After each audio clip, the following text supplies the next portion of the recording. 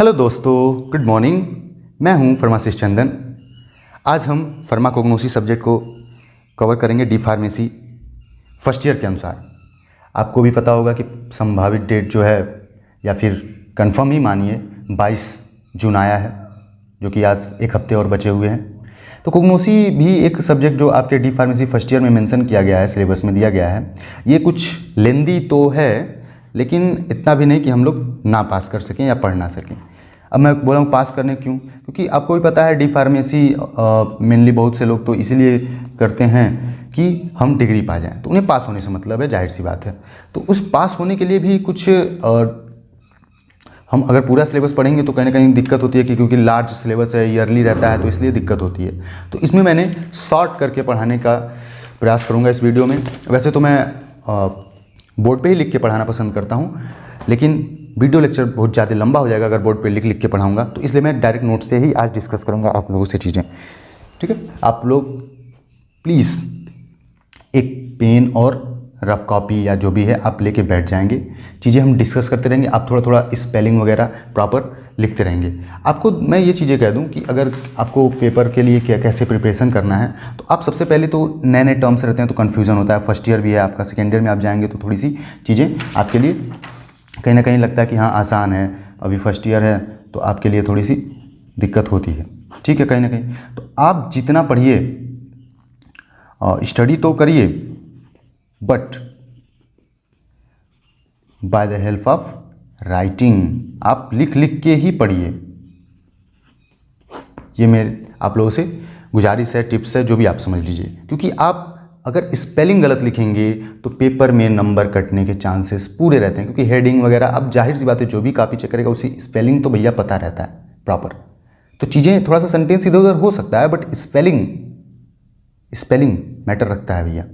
ठीक है ना, तो आप जरूर ध्यान रखिए। पढ़िए तो पढ़िए, लेकिन लिखिए भी। और प्लीज़ घबराइएगा मत, घबराएंगे चीज़ें आप कुछ ना कर पाएंगे। सिर्फ काम करिए, आप उठे 1 घंटा पढ़े, फिर पढ़िए, मत पढ़िए चीज़ें बस, लेकिन घबराना नहीं है। ये आपको क्वेश्चन पेपर ये सब चीज़ें मैं अपलोड कर दूंगा, जो कि है, ठीक है ना, जो मेरे द्वारा गेस की गई।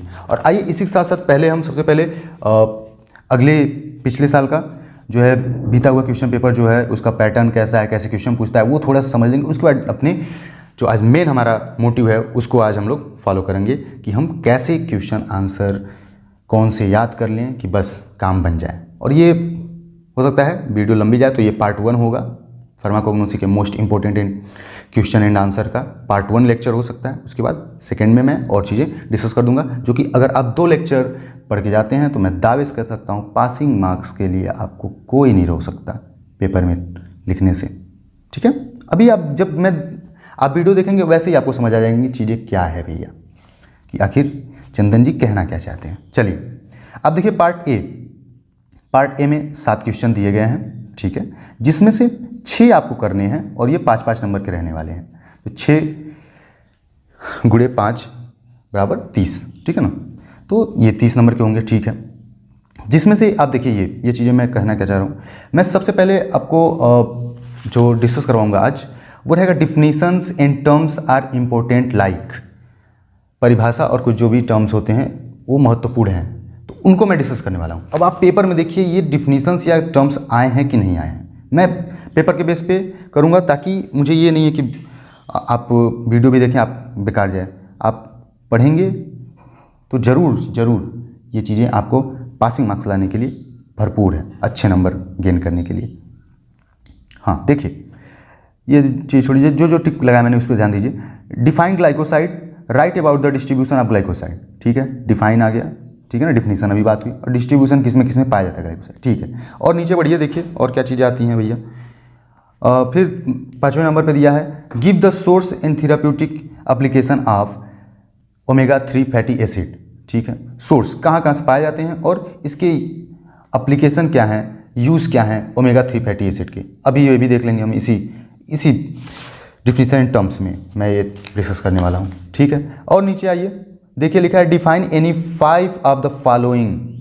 जो ये नीचे ABCDEF 6 ऑप्शन दिया है, oxytocic, carminative, diuretic, tonic, anti malarial, anti hypertensive, ये दिया है। तो इसमें से 5 आपको लिखना है और 5 पे एक एक नंबर है, तो ये 5 नंबर का क्वेश्चन हो जाएगा, ठीक है ना। एक नंबर, तो ये डिफिनीशन से ही तो पूछा गया है।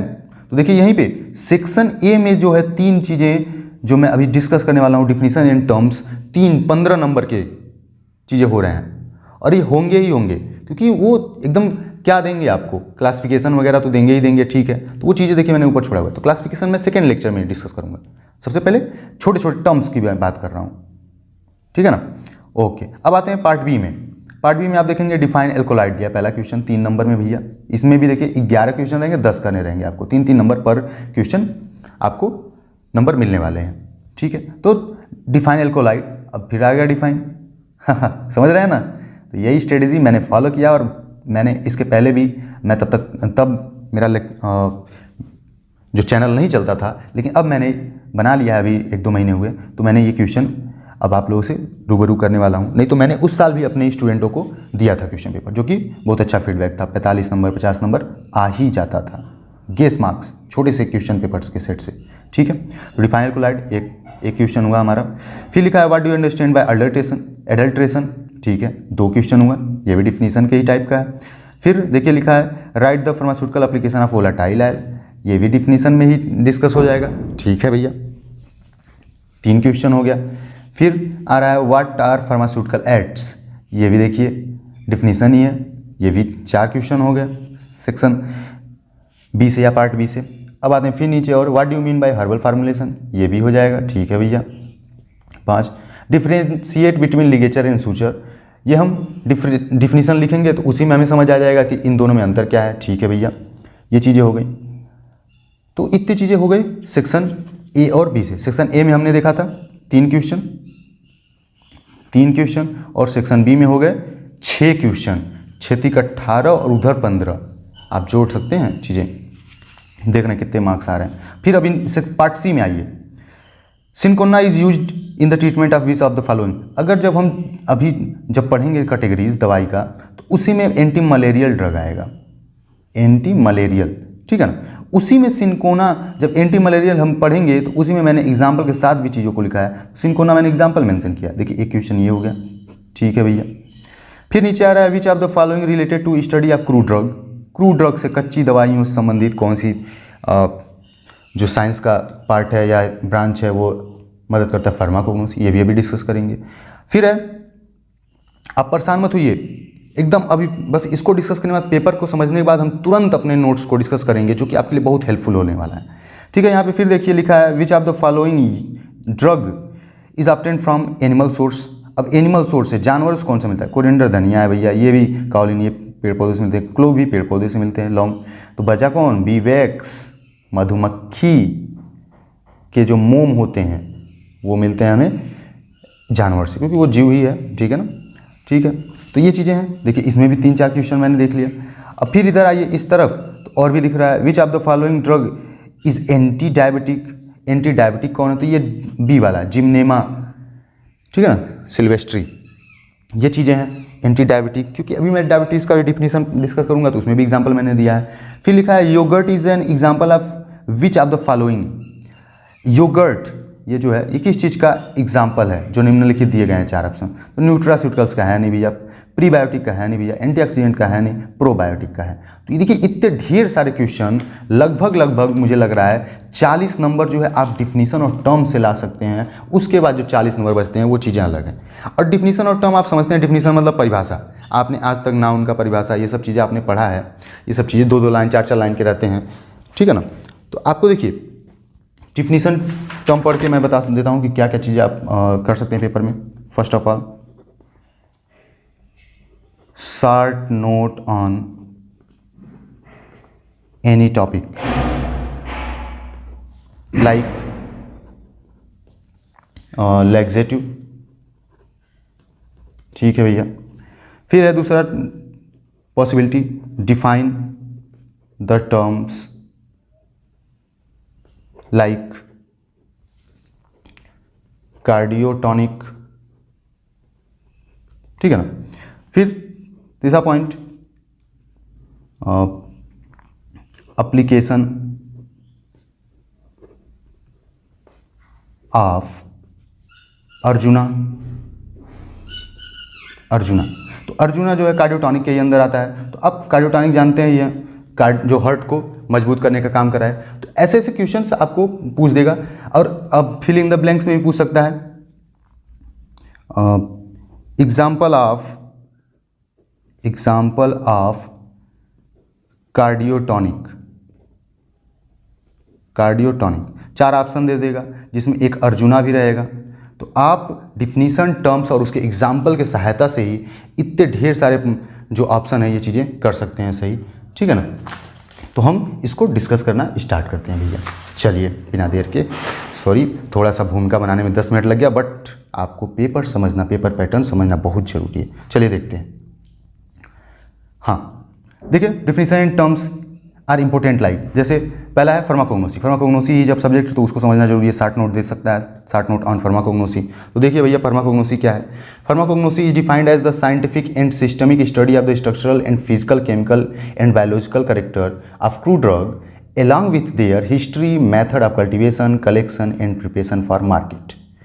फार्माकोग्नोसी को हम परिभाषित कर सकते हैं द साइंटिफिक, वैज्ञानिक और सुसंगठित सिस्टमिक अध्ययन है किस चीज़ों का, संरचनात्मक, भौतिक रूप से, जैसे पेड़ पौधे हम देख पाते हैं चीज़ें प्रॉपर कैसा है, कैसा रंग है, कैसा साइज है, ये चीज़ें। केमिकल, उसकी टेस्टिंग करते हैं, जैसे कि नीम में निम्बिन पाया जाता है, उसका केमिकल, ठीक है। बायोलॉजिकल कैरेक्टर, उसका बायोलॉजिकल कैरेक्टर कैसा है, मतलब वो किस चीज़ों में सर्वाइव कर सकता है, कैसे वो उसे उपजाया जा सकता है, ये सब चीज़ें। ऑफ क्रू ड्रग, जो कच्ची दवाइयाँ हैं उसकी वैज्ञानिक रूप से, सुसंगठित ढंग से अध्ययन करना, जिसमें क्या क्या चीज़ शामिल है, फिजिकल, केमिकल, बायोलॉजिकल कैरेक्टर, यही फार्माकोग्नोसी कहलाता है। और एलॉन्ग विथ, उसी के साथ साथ और क्या चीज़ें हैं, उसकी हिस्ट्री पढ़ना, जो क्रू ड्रग है, कच्ची दवाइयाँ, पेड़ पौधे संबंधित, मेथड ऑफ कल्टीवेशन, उसको कैसे उपजाना है, कैसे उसकी खेती करनी है, ये सब चीज़ें, ठीक है ना। और collection and preparation for market, और कैसे उसके इकट्ठा करेंगे, जैसे उसे कच्चा ही तोड़ के ले लेना है दवाई के रूप में, या पकने देना है ना, ये सब चीज़ें ध्यान रखेंगे। और प्रिपरेशन फॉर मार्केट, कि मार्केट में हम कैसे उसको बना के बेच सकते हैं, है ना, बेच सकते हैं या उपलब्ध करा सकते हैं ट्रीटमेंट के लिए। सारी बात। तो फार्माकोग्नोसी को आप डायरेक्टली ये भी बोल सकते हैं, नीचे आप देखिए, थोड़ा सा मैंने नीचे लिख दिया है, यहाँ पे आप देख पा रहे होंगे, फार्माकोग्नोसी आल्सो डिफाइंड है, छोटा सा ये भी, आप अगर वो नहीं याद हो पाए तो आप ये लिख सकते हैं। It is the study of crude drug obtained from natural source such as plant, animal and minerals. इसको हम इस तरीके से भी परिभाषित कर सकते हैं कि यह एक अध्ययन है क्रू ड्रग का, कच्ची दवाइयों का, जो कि हमें प्राप्त होते हैं नेचुरल सोर्स से, जैसे पौधों से, एनिमल से और मिनरल से। समझ आई बात। और यहीं पे थोड़ी सी बात और कर लेते हैं, नोट में मैंने लिखा है, C.A. Seidler, a German scientist who coined the term और वर्ड फार्माकोग्नोसी। C.A. सिडलर जो है एक जर्मन साइंटिस्ट हैं, जर्मनी के साइंटिस्ट हैं, वैज्ञानिक हैं, जिन्होंने फार्माकोग्नोसी शब्द को दिया था या फिर उसको उत्पन्न किया था या उसकी यूज किया था। फार्माकोग्नोसी ग्रीक वर्ड से मिलकर बना है, 2 शब्दों से, फार्माकोन मीन्स ड्रग और ग्नोसिस मतलब नॉलेज। तो भैया कोग्नोसी आपने समझ लिया। कोग्नोसी एक ऐसी क्रू ड्रग का अध्ययन है जो कि हमें प्राकृतिक चीज़ों से प्राप्त होता है, प्लांट, एनिमल और मिनरल से। चलिए, आपको ये नोट्स मैं PDF के रूप में प्रोवाइड कर दूंगा, आप प्लीज़ इसको अगर लिख पाए तो ठीक है, नहीं तो आप इसको प्रिंट आउट निकलवा के पढ़ सकते हैं, क्योंकि आप लास्ट टाइम आ चुका है, 7 दिन 8 दिन बचे हुए हैं, तो ज़्यादा डीप हमें टाइम वेस्ट करने की या ऐसी चीज करने की जरूरत नहीं है, क्योंकि एक ही सब्जेक्ट नहीं है, आपके पास 5 सब्जेक्ट पढ़ने को है। क्रू ड्रग देखिए, क्रू ड्रग क्या है, the drug which are obtained from the natural sources like plant, animal and minerals. ऐसी दवाइयाँ जो कि हमें प्राप्त होती हैं प्राकृतिक स्रोत से, जैसे कि पौधे हो सकते हैं, जानवर हो सकते हैं और खनिज हो सकते हैं। एग्जाम्पल भी मैंने देखिए लिख दिया है, मैंने कहा था आपको डिफिनीशन, एग्जाम्पल सब मिलेगा। तो प्लांट से मल्टीविटामिन, जैसे vitamin A, B, C, D, आपको पता ही है विटामिन C जो है पाया जाता है आंवला में, नींबू में, इन सब चीज़ों में, खट्टी चीज़ों में। एनिमल सोर्स से देखिए बी वैक्स पाया जाता है, ठीक है भैया, मधुमक्खी का मोम। और मिनरल से आयरन, जो कि हमें बहुत ज़रूरी है खून को बनाने के लिए, नहीं तो एनीमिया वगैरह ये सब चीज़ें होने लगती हैं। तो आपने देखिए मैंने नंबरिंग भी कर दिया है, 2 डिफिनीशन पढ़ लिया। फिर आते हैं अगले पेज पे, अब पढ़ते हैं एडल्ट्रेशन। अभी देखिए एडल्ट्रेशन आपने डिस्कस भी किया था, एडल्ट्रेशन पूछा भी है, what do you understand by adulteration, देखिए 3 नंबर में पूछा था। सब चीज़ें हम डिस्कस कर रहे हैं।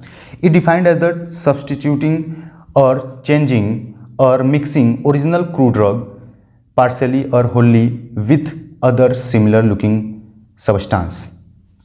ये 2 बार हो चुका है, सॉरी एक ही बार है, ठीक है ना।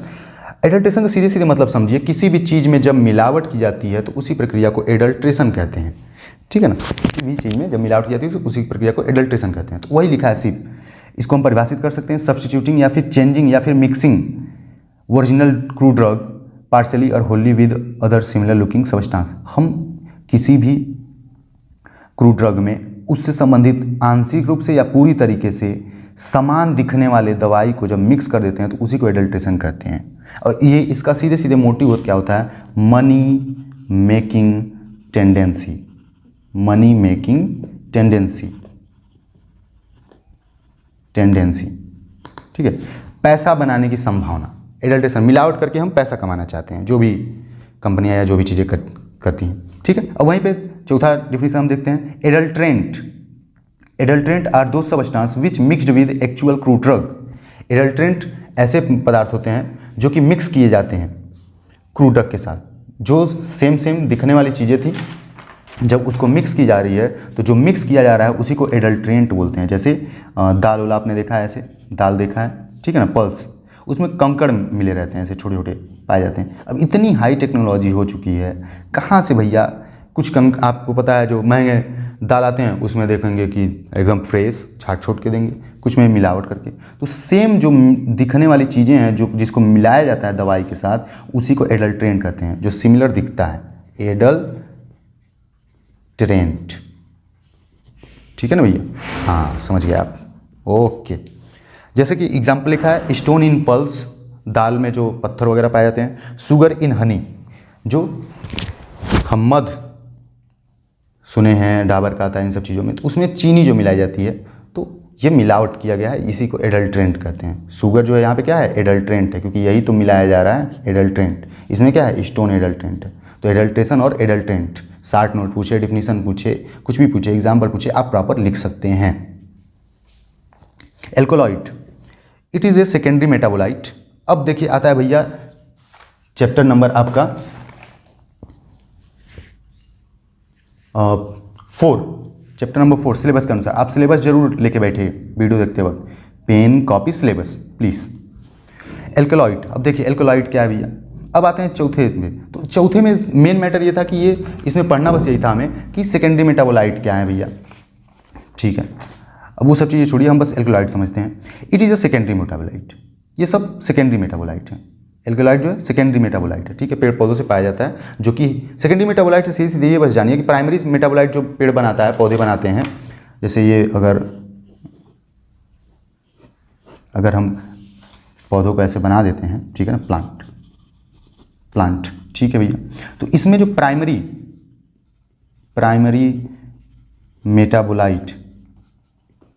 मेटाबोलाइट्स बनते हैं, ये पौधे के द्वारा खुद के लिए यूज़ किया जाता है, उसको ग्रोथ के लिए उसमें हार्मोन्स रहेंगे, अलग अलग एंजाइम्स रहेंगे, ये सब चीज़ें जो पौधा खुद के ग्रोथ और बीमारी से बचने के लिए यूज करता है। बट आफ्टर प्राइमरी मेटाबोलाइट, जब सेकेंडरी मेटाबोलाइट बनता है, सेकेंडरी मेटाबोलाइट,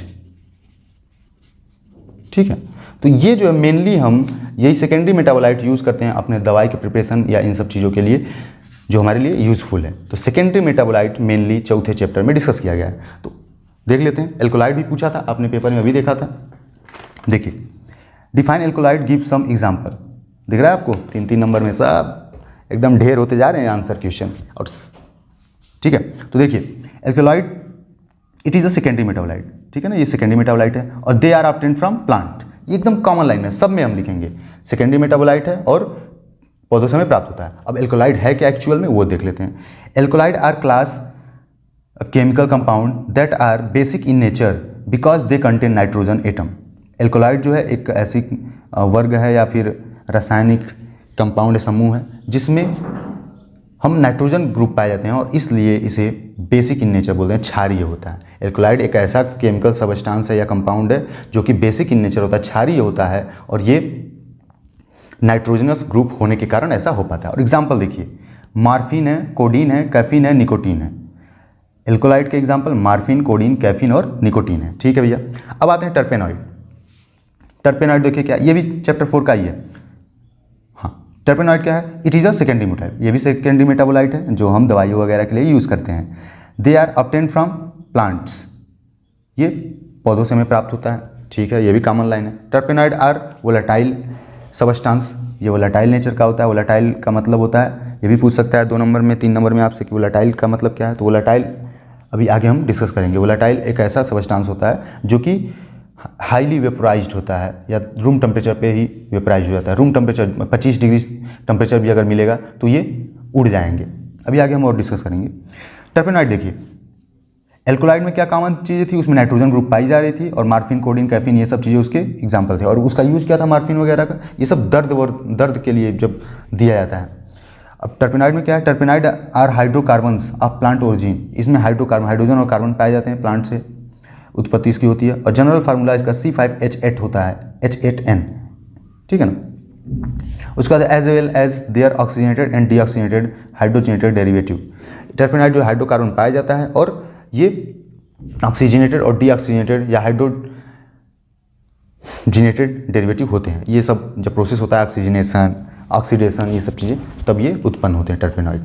ठीक है, एग्जाम्पल क्या है? लिनेलोल है, लिनालील है, लिनालीन एसीटेट, मेंथोल और थाइमोल, ये सब चीज़ें टर्पेनॉइड के हैं। ये भी पेन ओन में यूज होता है। ठीक है भैया, पेन वगैरह ठीक करने के लिए इसका भी उपयोग होता है, तो आपने ये भी देख लिया। ठीक है, अब आते हैं अगले पेज पे, हमारा डेफिनेशन नंबर 7। आप इसको एक बार ध्यान से लिखते जाइए और एग्जाम्पल वगैरह पढ़ते जाइए ध्यान से, और इसका नोट्स आपको PDF फॉर्म में मिल जाएगा हमारे टेलीग्राम चैनल PC फार्मा पे। ग्लाइकोसाइड देखिए, ग्लाइकोसाइड क्या है? पूछा था, ग्लाइकोसाइड भी पूछा था पेपर में।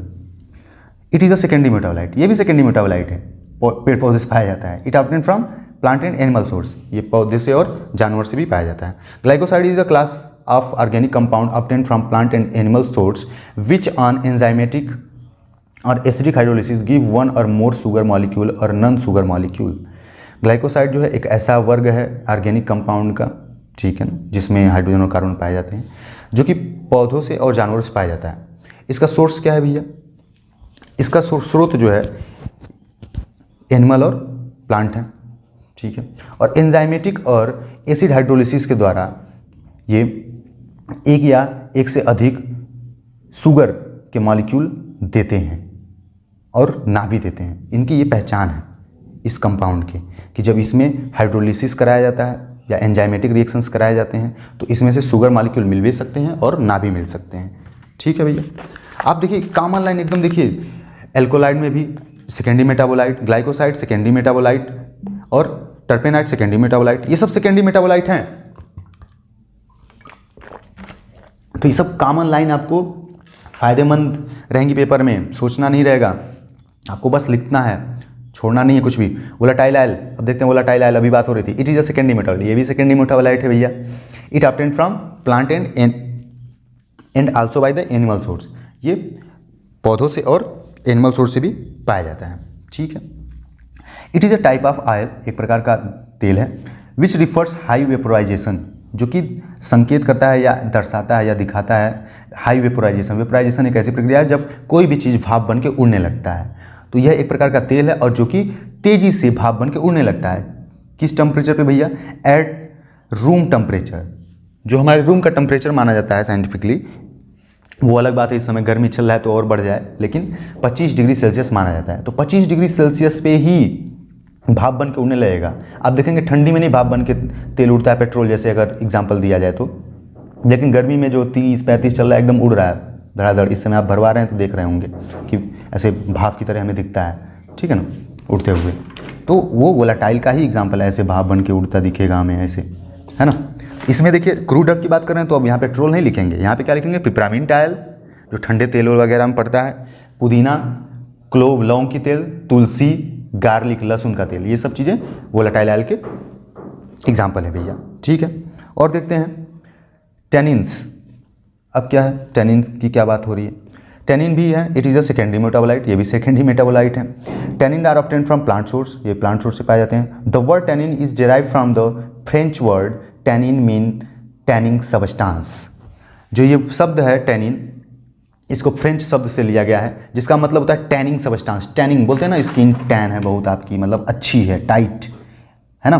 तो ये पेड़ पौधों में भी इसके सेल वॉल वगैरह को प्रॉपर रखने का, बार्क को प्रॉपर रखने का मदद करते हैं। और हमारे जो हम इसके यूज़ करते हैं सेकेंडरी मेटाबोलाइट की तरह, तो हमारे स्किन वगैरह को प्रॉपर एकदम नौजवान यंग दिखाने का मदद करते हैं खाने पीने से, है ना। देखिए इसका डिफिनेशन क्या है। Tannin are defined as complex substance that occurs as a mixture of polyphenols that are very difficult to separate since they do not crystallize. अच्छा, ये कॉम्प्लेक्स सबस्टांस से मिश्रित होते हैं और इसमें मिक्सचर पाया जाता है, पॉलीफेनॉल वगैरह ये सब चीज़ें होते हैं, ठीक है भैया।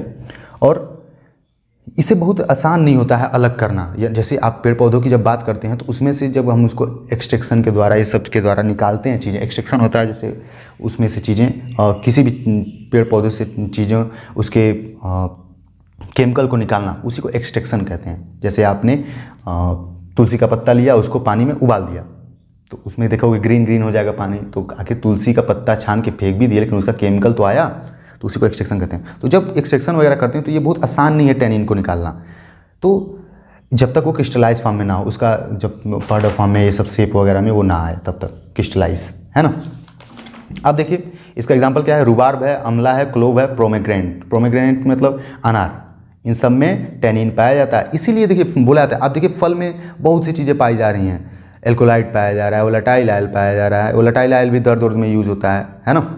ये सब चीज़ें टैनिन है जो स्किन के डिसऑर्डर में यूज़ किया जाता है। देखिए पेड़ पौधों में हम मल्टीपल चीज़ें खाते हैं, इसीलिए शाकाहारी चीज़ों को ज़्यादा जोड़ दिया जाता है कि शाकाहारी बनिए, शाकाहार का सेवन करिए, ये सब चीज़ें हैं, है ना। एक चीज़ें खाएंगे आप, 10 चीज़ें उसमें पाई जाएंगी, तो फ़ायदा तो है भैया शाकाहारी में। ठीक है, देखते हैं रेजिन, ये भी है। It is a secondary metabolite, resin भी सेकेंडरी मेटाबोलाइट है। इट डिराइव्ड या obtained from plant and synthetic source. इसे हम पौधों से भी पा सकते हैं और बना भी सकते हैं रेजिन को। रेजिन का सीधे सीधे मतलब समझिए, यह एक रेजिनस रेशेदार या फिर कठोर टाइप का कुछ चीज़ें होते हैं जो पौधों से पाया जाता है। जैसे आपने आम का गोंद दिखा होगा, आम में से निकलता है, वो रेजिनस है। ये सब चीज़ें हैं, है ना। देखिए इसका डिफिनेशन क्या है। रेजिन आर सॉलिड और हाईली एमार्फस विस्कस सबस्टांस। जो रेजिन है ये सॉलिड होता है, ठोस होता है, और हाईली विस्कस होता है, गाढ़ा होता है, सबस्टांस होता है, जो कि पौधों से पाया जाता है। और सिंथेटिक वर्जिन हम बनाते भी हैं।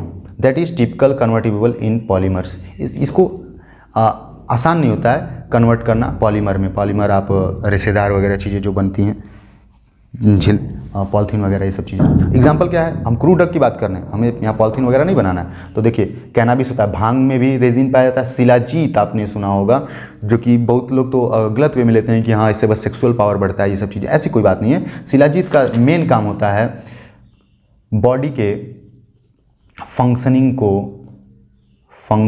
को इम्प्रूव करना, या स्ट्रेंथ देना। तो बॉडी का अगर फंक्शन प्रॉपर है तो सब चीज़ें प्रॉपर चलते हैं, चाहे सेक्सुअल एक्टिविटी हो, चाहे हार्ट की चीज़ें हो, चाहे किडनी की चीज़ें हो, हमारे सांस लेने की तरह वो सब चीज़ें ठीक चलेंगी। एसोफोएटिडा ये भी रेजिन में आता है। एसोफोएटिडा क्या है भैया, हींग है, हींग को एसोफोएटिडा बोलते हैं। अब आते हैं अगले टर्म पे, लैक्सेटिव।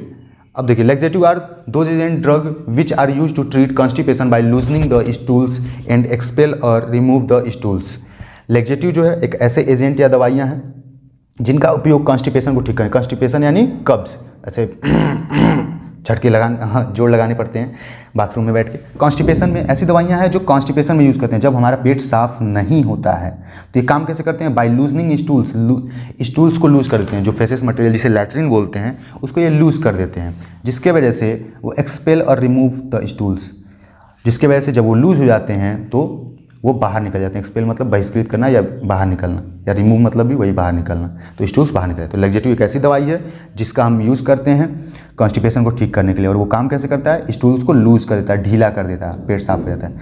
अब इसमें एग्जाम्पल हम एलोपैथ का नहीं देंगे भैया, है ना। यहाँ पे क्रूड ड्रग ही देना है। तो एलोवेरा भी काम करता है, हाँ वही जो लगाते हैं कि फेस पे पिंपल नहीं आएंगे, ये सब चीज़ें।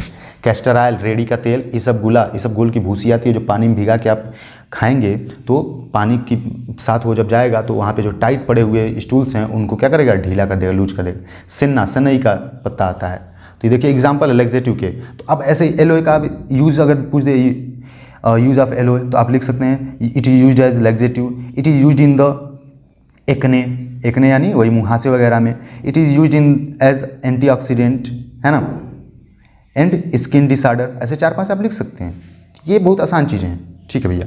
कार्डियोटॉनिक्स, कार्डियोटॉनिक क्या है? कार्डियोटॉनिक, कार्डियोलॉजी आपने कार्डियोलॉजिस्ट सुना होगा, जो हार्ट के विशेषज्ञ होते हैं उसे कार्डियोलॉजिस्ट बोलते हैं। तो यहाँ पे भी हार्ट की बात हो रही है, कार्डियो मतलब हार्ट, और टॉनिक का मतलब होता है कार्डियो प्लस टॉनिक। कार्डियो मतलब हार्ट, ठीक है, और टॉनिक मतलब, टॉनिक का मतलब आपने सुना होगा ना, बहुत कमजोरी हो रही है भैया थोड़ा टॉनिक दे दीजिए कोई, तो टॉनिक का मतलब होता है मजबूती देना। तो टॉनिक का मतलब है यहाँ स्ट्रेंथ, स्ट्रेंथ यानी कि हार्ट को मजबूती देने वाली चीज़ें। तो ऐसी दवाइयाँ जो हार्ट को मजबूती दें उसी को ही हम कार्डियोटॉनिक बोलते हैं। तो यहाँ पे वही चीज़ें लिखा भी है, those drug substance which are give strength to heart muscles and improve the heart action output is called cardiotonics. ऐसे दवाइयाँ जो स्ट्रेंथ मजबूती देती हैं हार्ट के मांसपेशियों को और उसके कार्य को बढ़ावा देती हैं, उसी को हम कार्डियोटॉनिक्स बोलते हैं। जैसे कि डिजिटैलिस और अर्जुना, ठीक है भैया, अर्जुन का जो छाल वगैरह है हार्ट के पेशेंट ये सब चीज़ें लोग यूज़ करते हैं, उबाल के पीते हैं उसके पानी को, ठीक है। अब आते हैं कार्मिनेटिव। कार्मिनेटिव क्या है? कार्मिनेटिव या जीआई रेगुलेटर। तो आपने अभी लैक्सेटिव पढ़ा था जो कि पेट साफ करने का काम करता है, अब कार्मिनेटिव यहीं पे है, इसका देख लीजिए, बहुत आसान सी चीज़ें हैं। Carminative are drug which act as a relieving stomach and intestinal pain by expelling gas from GIT. Carminative एक ऐसी दवाइयाँ हैं जो हमें राहत देती है आँत से संबंधित दर्द को ठीक करने के लिए, और एक्सपेलिंग गैस फ्रॉम जीआईटी, जो भी जीआईटी में गैस्ट्रोइंटेस्टाइनल ट्रैक्ट, मुंह से लेके जो एनएस तक, मलद्वार तक जो होता है उसे जीआईटी बोलते हैं। तो उसमें जो गैस बन रहा है उसको ठीक करने के लिए it occurs by the help of the peristalsis movement. और ये होता क्यों है? पेरिस्टालसिस मूवमेंट के द्वारा ये हो पाता है, ठीक है भैया। कार्मिनेटिव की ऐसी दवाइयाँ हैं जो पेट में गैस वगैरह बनती हैं उसको ठीक करने के लिए दिया जाता है। अब गैस बनती कैसी है? जो भी अपच चीज़ें, जैसे कभी खाना वाना नहीं पचता है तो आंत में जाके वो रहता है, तो वहाँ पे हमारे बहुत ढेर सारी बैक्टीरिया पाई जाती हैं जो उसको पचाती हैं, तो वहाँ से कार्बन डाइऑक्साइड ये सब चीज़ें रिमूव होती हैं, वही गैस बन जाता है। तो जब टाइटनेस होती है तो दर्द होता है, ठीक है ना। हाँ, जीआई रेगुलेटर, यहीं में 2 टर्म है। GI regulator, gastrointestinal regulator are those drug which affect the GIT function. ऐसी दवाइयाँ जो जीआईटी के फंक्शन को अफेक्ट करती हैं, जैसे कैसे? स्टिमुलेट करके उसको बढ़ाएंगी या फिर उसे रोकेंगी, इनहिबिट एक्टिविटी, हमारे पेट के कार्य को या तो बढ़ाएंगी या तो घटाएंगी। तो ये रेगुलेटर, रेगुलेट का मतलब ये होता है कि नियंत्रित करना किसी चीज़ को। फिर ठीक है भैया, आगे बढ़ते हैं और चीज़ें। और एग्जाम्पल क्या है जीआई रेगुलेटर या कार्मिनेटिव के? धनिया, सौंफ, cardamom, ginger, clove, black pepper, asafoetida, nutmeg, cinnamon, सभी मसाले, स्पाइस जो है कहीं ना कहीं वो आते हैं इसके अंतर्गत, कार्मिनेटिव और जीआई रेगुलेटर के। अब आता है अगला चीज़, एस्ट्रिंजेंट। एस्ट्रिंजेंट क्या है भैया? एस्ट्रिंजेंट सीधे सीधे एग्जाम्पल इसका हम अगर देखें तो फिटकरी को एस्ट्रिंजेंट बोलते हैं। Astringent are a group of substance which cause contraction और श्रिंकेज ऑफ बॉडी टिश्यू। ये बॉडी टिश्यू को श्रिंक, सिकुड़ाने का काम करते हैं, और कंट्रेक्शन। सिकुड़ाने से सेंस क्या है भैया? जैसे आपके ब्लड वेजल्स यहाँ पे कट गए हैं या नसें हैं कट गए हैं, तो ये खून बहते जा रहा है, तो जब इसको लगाते हैं या खाते हैं या यूज़ करते हैं तो ये इसके चीज़ों को सिकुड़ा देगा। जब इतना चौड़ा था उसको ऐसे पतला कर देगा, सिकुड़ना, श्रिंक मतलब सिकुड़ना। जब सिकुड़ जाएगा तो ब्लड क्या है? बहना रुक जाएगा। जैसे फिटकरी आप लगाते हैं दाढ़ी उड़ी बनाने के बाद, अब तो बहुत कम हो गया है क्योंकि अब तो तरह तरह के क्रीम आ गए हैं भैया, फिटकरी उटकरी सब देसी चीज़ें हो गई हैं, कहाँ कोई लगाएगा, है ना। ठीक है, तो एस्ट्रिंजेंट, और फिर और करके लिखा है मैंने, या और क्या बोल सकते हैं? एस्ट्रिंजेंट आर दो सबस्टांस विच काज प्रोटीन प्रेसिपिटेशन। एस्ट्रिंजेंट ऐसे सबस्टांस हैं जो प्रोटीन प्रेसिपिटेशन करवाते हैं। प्रोटीन का प्रेसिपिटेशन मतलब होता है जमा देना। एग्जाम्पल क्या है? क्रूड ड्रग के अनुसार, हमारे कोग्नोसी के अनुसार, मिर्रोबालन, ब्लैक कैटेचू, मिर्रोबालन, वो हर्रे आपने सुना होगा, उसको कहते हैं मिर्रोबालन, ब्लैक कैटेचू, पेल कैटेचू, ये चीज़ें हैं एस्ट्रिंजेंट के एग्जाम्पल। थोड़ा सा इस बिल्डिंग में काम चल रहा है तो हो सकता है धम धम की आवाज़ आपको सुनाई दे, तो थोड़ा सा प्लीज़ मैनेज कर लीजिएगा, ओके। फिर है अगला चीज़, drug acting on nervous system. ऐसी दवाइयाँ जो नर्वस सिस्टम पे काम करती हैं, आपने एचपी में नर्वस सिस्टम पढ़ा होगा, तो क्या क्या है भैया? Those type drugs which are act on nervous system, ऐसी दवाइयाँ जो नर्वस सिस्टम पे काम कर। नर्वस सिस्टम आपको बता दें सीधे सीधे, ब्रेन जो हमारा है वो नर्वस सिस्टम से ही बना हुआ है, नर्व से बना हुआ है, जो कि हमारे पूरे शरीर को रेगुलेट करते हैं, नियंत्रित करते हैं। जैसे मैं बोल पा रहा हूँ, ये नर्वस सिस्टम का ही काम है, क्या मैं सोच रहा हूँ वही बोल रहा हूँ, ये सब चीज़ें रेगुलेशन उसी की वजह से हो रहा है। तो गिव एक्टिविटीज़ लाइक इनहिबिटरी और स्टिमुलेटरी, ऐसी दवाइयाँ जो नर्वस सिस्टम पे काम करती हैं, जो क्या कार्य देती हैं, या तो नर्वस सिस्टम के कार्य को बढ़ाएंगी या तो घटाएंगी, तो इसी को drug acting on nervous system कहते हैं। ऐसी दवाइयों को drug acting on nervous system कहते हैं। जैसे कौन कौन से ड्रग में हमारे एग्जाम्पल है सिलेबस में, हायोसाइमस है, बेलाडोना है, इफेड्रा है, ओपियम है, टी लिप्स है, कॉफी सीड्स है और कोका है, ये सब चीज़ें आते हैं इसके एग्जाम्पल में। आप एग्जाम्पल डिफिनेशन के साथ एग्जाम्पल जरूर पढ़िए। अब छोटी छोटी चीज़ें हैं, आप मीन समझ लीजिए शब्द का, उसके बाद उसका डिफिनेशन लिख लीजिए। Those type of drug which act on the nervous system is known as drug acting on nervous system, है ना, सिंपल सी चीज़ें हैं। फिर आते हैं अगली चीज़ में, एंटी हाइपरटेंसिव। एंटी हाइपरटेंसिव क्या है भैया? एंटी हाइपरटेंसिव, एंटी मतलब विपरीत जो काम करे, और हाइपरटेंसिव, हाइपर मतलब ज़्यादा और टेंसिव मतलब टेंशन, ठीक है ना। एंटी हाइपर टेंसिव, ठीक है भाई, देख लेते हैं। एंटी मतलब विपरीत काम करना, हाइपर मतलब ज़्यादा और टेंशन मतलब तनाव। तो जब हमारे कभी ब्लड प्रेशर बढ़ते हैं, ब्लड प्रेशर, नसों पे तनाव बढ़ता है, उसी को हाइपरटेंशन बोलते हैं। तो लिखा भी है definition, it is those type drug which reduce और maintain the high blood pressure. जब ब्लड प्रेशर को, रक्तचाप को मेंटेन किया जाता है या उसको कम किया जाता है, तो उसी को एंटी हाइपरटेंसिव ड्रग कहते हैं। हाइपरटेंशन क्या है? It is the condition in which blood pressure are increase comparison to the normal blood pressure. Hypertension एक ऐसी अवस्था है जो कि ब्लड प्रेशर को बढ़ा देता है या बढ़ा हुआ महसूस कराता है हमारे शरीर में, किसके तुलना में? नॉर्मल ब्लड प्रेशर के। नॉर्मल ब्लड प्रेशर का रेंज क्या होता है? 120/80 या फिर 140/90, ठीक है, ये हमारा नॉर्मल ब्लड प्रेशर रेंज है। जिसमें एक एग्जांपल है, आपके फार्माकोग्नोसी में पढ़ना है, राउल्फिया, है ना एंटी हाइपरटेंसिव का ड्रग है। तो anti hypertensive are those drug which maintain the high blood pressure. बस बात खत्म। तो अब छोटे छोटे टर्म्स हैं, देखिए एंटीटसिव क्या है? एंटीटसिव, अब यहाँ पे भी टसिव समझना, एंटी मतलब विपरीत, है ना। तो टसिव क्या है? टसिव एक ऐसी अवस्था है जब हमारे शरीर में, मेनली हमारे रिस्पायरेटरी सिस्टम में, ठीक है ना, रिस्पायरेटरी सिस्टम यानी लंग्स वगैरह, फेफड़ों में जब कफ बनता है तो उसी कंडीशन को टसिव बोलते हैं, ठीक है। बात समझ, छोटी सी बात समझ लीजिए ज़्यादा डिटेल में। एंटीटसिव, अब एंटीटसिव क्या है? तो कफ को रोकने वाली दवाई, कफ ना बनने देने वाली दवाई एंटीटसिव बोलेंगे। तो antitussive are those drug which suppress the cough center, ऐसी दवाइयाँ जो कफ सेंटर यानी मेडुला ऑब्लांगाटा जो ब्रेन में पाया जाता है उसको रोक दे। कफ सेंटर से क्या सीन है? जैसे आपने सिलाई सेंटर सुना होगा, सिलाई सेंटर मतलब जहाँ सिलाई होता है, टीचिंग सेंटर जहाँ टीचिंग होता है, पढ़ाई होता है, वैसे कफ सेंटर जहाँ पे कफ बनेगा। तो कफ जहाँ पे बनता है, जिसके वजह से बनती है हमारे लंग्स में, वो मेडुला ऑब्लांगाटा होता है, ब्रेन की चीज़ें होती हैं, तो उन्हीं को रोक देता है एंटीटसिव, जिससे बनने नहीं देता है। Because it responsible for coughing, spitting, releasing cold etcetera. क्योंकि कफ सेंटर जो मेडुला ऑब्लांगाटा है वही मैसेज देता है लंग्स को कि भैया देखो कुछ बाहर से आया है क्या, कफ बना दो, जिससे बाहर थूकोगे निकल जाएगा, ये सब करवाने का काम। तो एंटीटसिव ऐसी दवाइयाँ हैं जो कफ को बनने नहीं देती हैं, विच सप्रेस द कफ मेकिंग या कफ फार्मेशन। जिसमें एग्जाम्पल है वसाका, टोलू बाल्सम। बात खत्म। एंटी रूमेटिक्स ड्रग, एंटी, अब यहाँ भी एंटी का मतलब तो विपरीत है, रूमेटिक बस समझना है। रूमेटिक एक ऐसी अवस्था होती है जब हमारे जोड़ों में या फिर घुटनों उठनों में जब दर्द होता है, सूजन हो जाता है, उसी को रूमेटाइड अर्थराइटिस बोलते हैं। तो उसको ठीक करने वाली दवाई एंटी रूमेटाइड कहलाएगी। तो those drug which are use in the treatment of rheumatoid arthritis and other joint inflammation is called anti rheumatic drug. ऐसी दवाइयाँ जो रूमेटाइड को ठीक करे, रूमेटाइड अर्थराइटिस को ठीक करे, उसी को एंटी रूमेटाइड कहते हैं। एग्जाम्पल है कोलचिकम सीड, ठीक है ना भैया, कोलचिकम सीड। वीडियो थोड़ा लंबा हो रहा है, लेकिन ये जानते रहिए, ये 40 मिनट 50 मिनट का वीडियो आपके लिए 40 नंबर 30 नंबर लाने का भी काम करेगा, तो बोर मत होइएगा भैया, है ना, ठीक है।